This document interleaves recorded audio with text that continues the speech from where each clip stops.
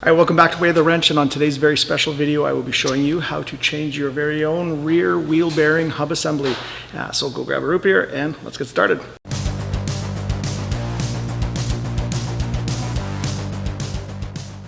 Alright, now before I show you how to do this rear wheel bearing hub assembly, it's really important that you are not changing a bearing that does not need to be done. So if you haven't already, watch the video link above where I show you how to properly 100% diagnose whether you need a rear wheel bearing changed out or not. I'm going to be showing you how to do this on a 2004 Toyota Highlander, but there's a lot of vehicles out there that have this wheel bearing hub assembly where it is all contained in one unit. Now the very first thing we need to do is take the wheel off, and we're going to lift it up on a hoist in our shop, but for you guys at home, crack those lug nuts with a breaker bar or a lug nut wrench and then jack it up and put it on jack stands. And so let's get this lifted up and started.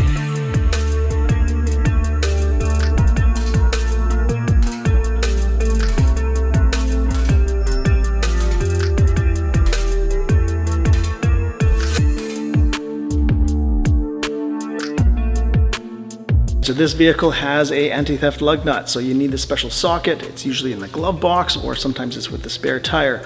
Now I've put the parking brake on to prevent the wheel from moving here on the rear, so I need to break that free with a breaker bar, not an impact gun on this guy, otherwise you run the risk of damaging that delicate pattern in there, and then good luck trying to get that off. So let's crack that off.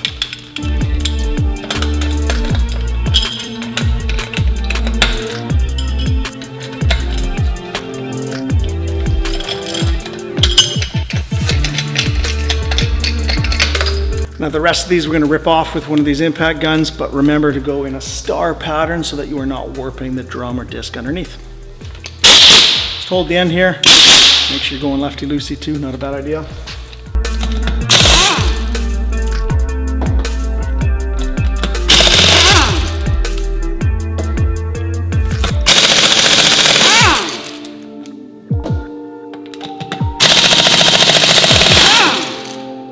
You take the wheels off, take them off and put the pretty side up so you're not damaging the rim.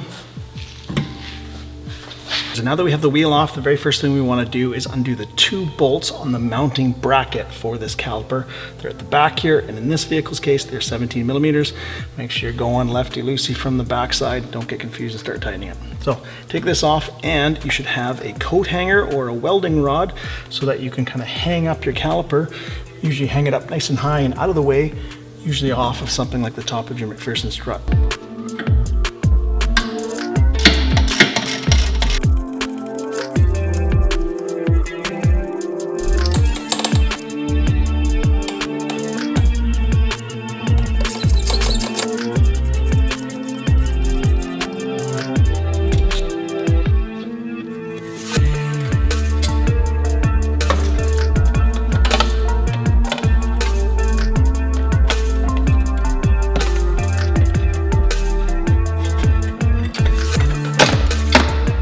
So now that the caliper is hung and out of the way, we can take our disc drum combination here off.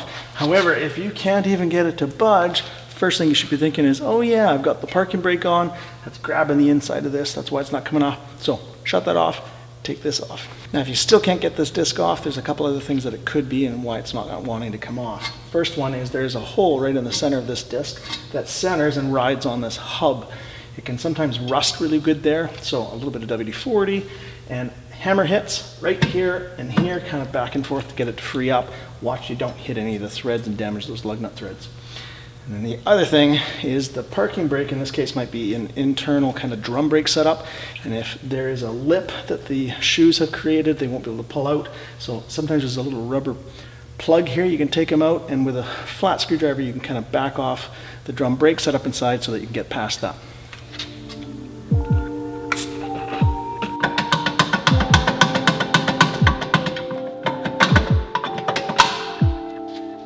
So now we got to unbolt this rear wheel bearing hub assembly. Now there are 4 bolts down in underneath, and the way you access them is you turn this until they line up with the bolts underneath, and in this case it's a 17 mil. You can get down in there and undo those in a star pattern with an impact gun. Now the reason why I'm doing these first rather than the CV axle nut is if I do the CV axle nut and then I undo those and I try to hammer this off, I can have the bearings separate on me, which is kind of a pain. So if I undo those 4 first and kind of give it a good rack back and forth, once it's freed up and I know it's going to come off easy, Then I can take the axle nut off and take it off.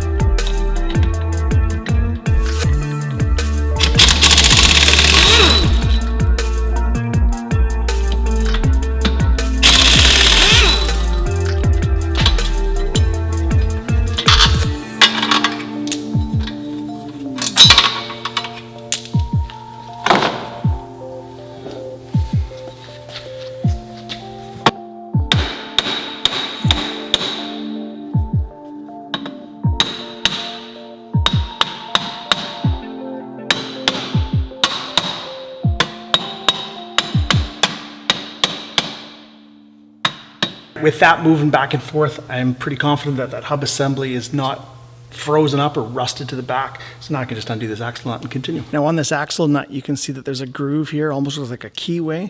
And the idea is that when you put the axle nut and you torque it up to spec, you're supposed to take a punch and hammer this part of the axle nut into that groove, and that's what's going to prevent this thing from backing off. Now you need to take a small screwdriver and you need to hammer this back out a little bit. Otherwise, as you start backing it off, you're going to kind of damage the threads and possibly make it a big nightmare for you. So if you punch that out, you won't have that problem.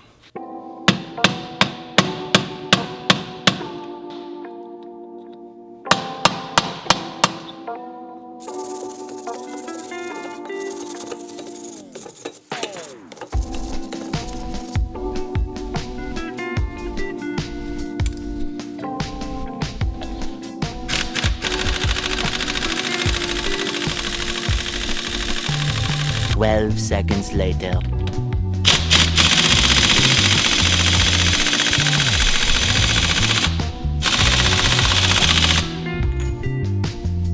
A few moments later.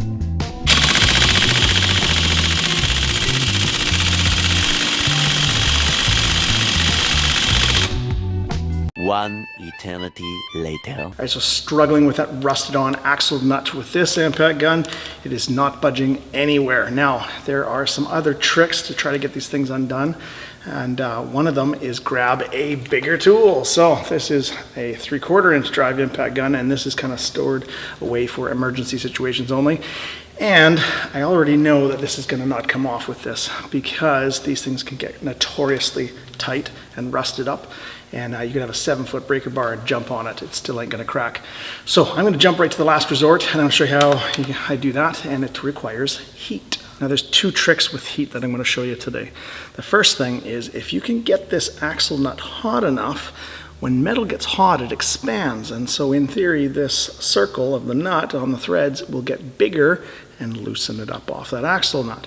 Now, you can just try heating it up without heating the bolt, so that way it grows and not the bolt growing with it, and then quickly jump on it with a impact gun and see if it'll come off. But I'm gonna show you another little trick where you heat this up just shy of kind of red hot, and then you take candle from just say like a cheap wax candle, and you put it right against the bolt, and through capillary action, that wax will melt and go towards where the heat is.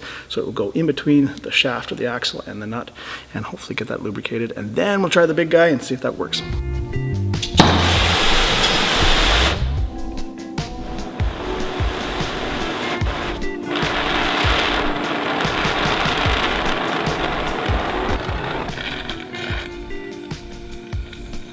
Alright, so once again the trick is do not heat the bolt or the axle itself, just the nut.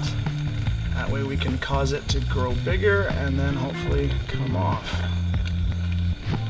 Keep the heat moving, you don't want to get one side melted or anything like that.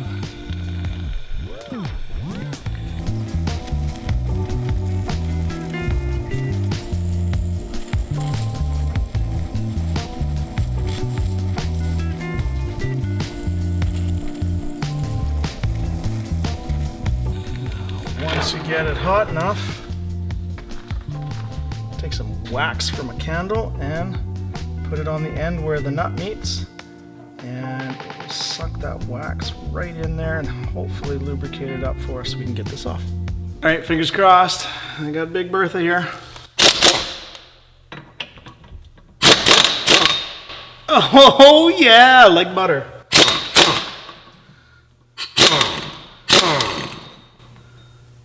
All right, nut's completely off. Let's continue.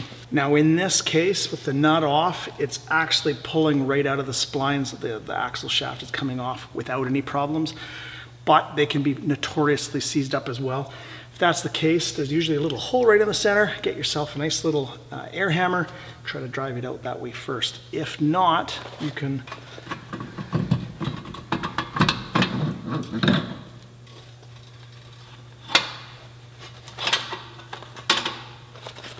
so there it is there. It came out pretty easy. But if not, you can always take the old nut, put it on backwards so it's flush with the end, and that way if you have to hammer it manually, you're not damaging the threads on your axle shaft. Now at this point, before we put new stuff in, I want to make sure that if I have to be the one going back into here in a year, I don't have something seized up like it might be. So I'm going to clean all the dust and dirt and rust off, make sure everything's bare clean, and then we're actually going to coat some of the stuff with some never seized, so that way this will come apart in 10 years, no problem.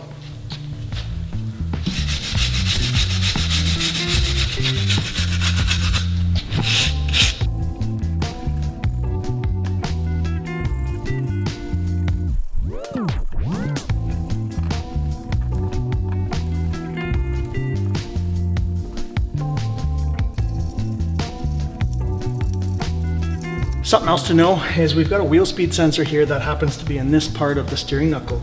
So when you clean this out and get all that rust and dirt out of there, make sure you blow it out with some compressed air.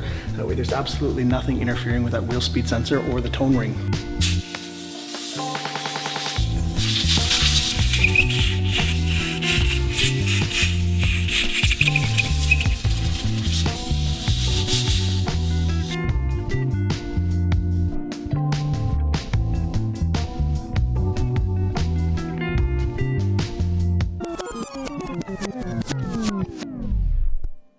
Now with any of your parts that you're going back onto the vehicle, you should always check them and kind of be careful with it in case it's the wrong part, because you may have to return it back to the part supplier so that you can return it. So make sure everything is exactly the same. So same shape, same bolt pattern. Check this on the shaft. Same height, same notch, same layout of holes, same bolt pattern. So this is a good part and this is what's going on.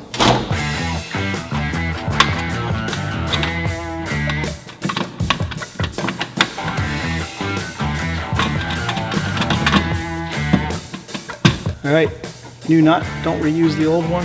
Make sure you spin it on by hand to make sure that you're not cross-threading at all. And just to kind of hold this in place, I think I'm going to put these bolts back in here too.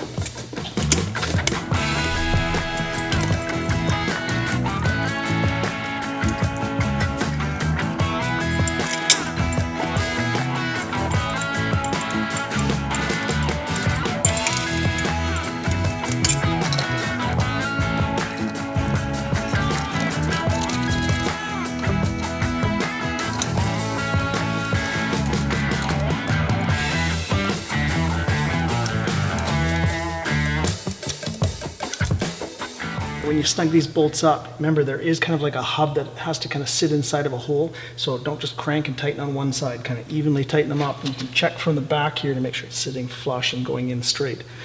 Once you got them snugged up, we're going to torque these up, and for this vehicle it's 55 foot-pounds, so got to get a torque wrench.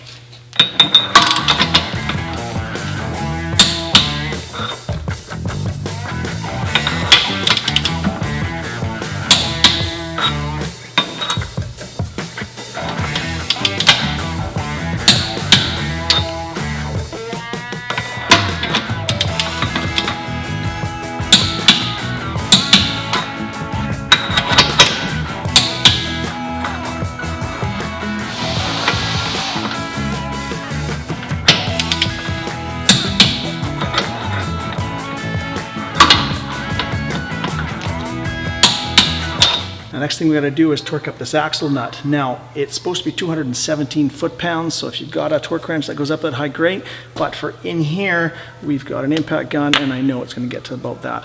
And really once it's up there and it kind of stops going through those ugga-dugga-dugga-dugga-duggas and is not really moving, you're about there. And keep in mind, we are going to stake that as well, so it's not going to loosen up on us.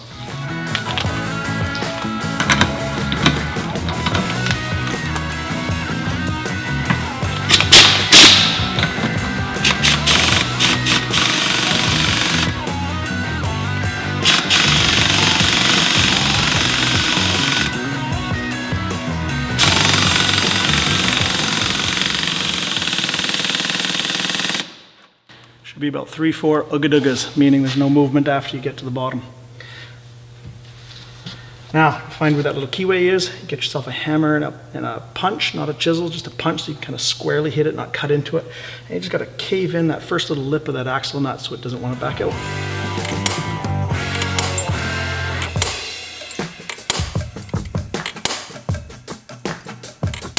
Next part to go back on is our brake disc / emergency brake drum kind of rotor.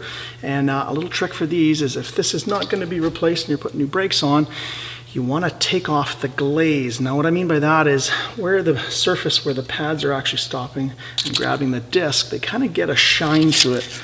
You can see it kind of shine. That's called a glaze.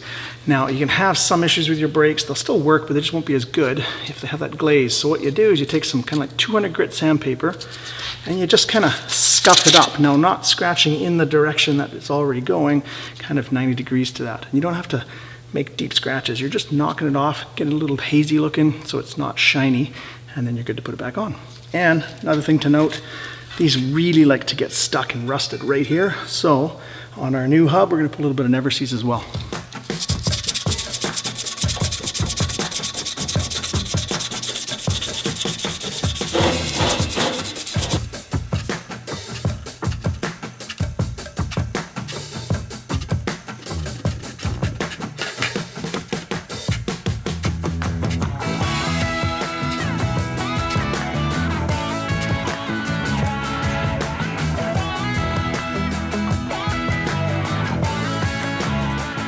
Really important, don't put Never-Seez on your lug nut threads here because they are engineered to not have that on, so the torque spec is dry. Do not put any anti-seize on these. Now, thing to note, when you're putting this on, the little rubber plug has to go somewhere very specific. So find your star wheel adjuster. Future videos coming as soon as I get them out there, you guys. That is the star wheel adjuster. You have to have access to that from here, so that's where that has to be.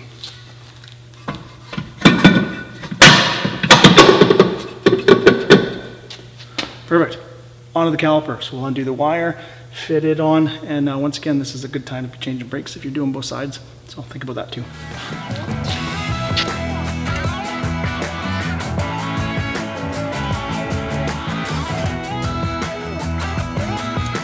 Once again, wire brush and Never-Seez these bolts on the back.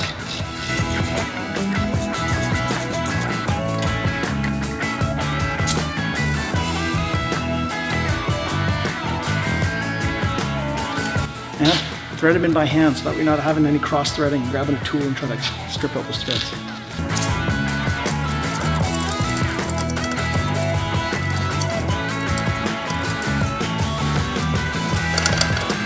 If you have trouble getting it in a couple turns, sometimes shaking the part will kind of have a little bit of slack so you can get it in there. Whatever you do, make sure you can get these on by hand a couple turns, that way you won't cross thread anything ever.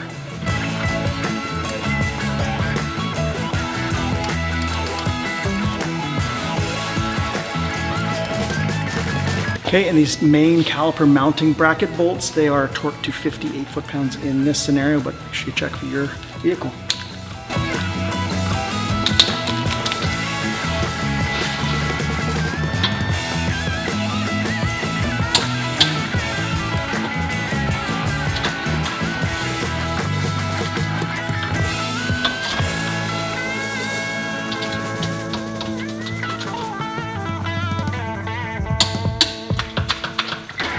At this point, the job's pretty much done. Just to give it a quick double check, make sure you got everything done properly. This thing spins nice, put the park and brake on. Yes, it stops it. And you stake the axle nut, just so you didn't miss anything. So at this point, put the wheel back on and let's torque those lug nuts.